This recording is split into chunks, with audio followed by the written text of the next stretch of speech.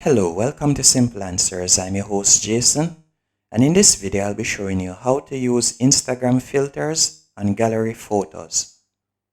First, let's go into Instagram, and from there you'll select the plus at the bottom of the screen as you would normally do to upload a photo or video. And from there you're going to tap on the photo in the bottom left hand corner, which will carry you to your gallery. And from there you would select your picture that you would like to upload. Let me choose photos. For instance, this picture right here. Now to add effects, you'll simply tap on the three stars at the top of the screen.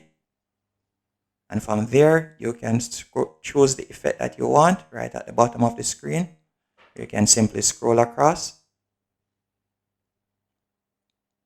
And as you can see there are numerous effects that you can choose from.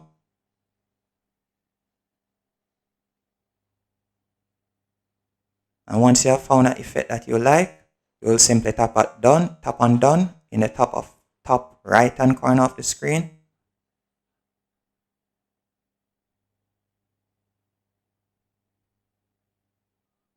And that's it. Then you'll tap on send to. Hope you found this video helpful and informative. If you did, be sure to hit the like button and subscribe. And thank you for watching.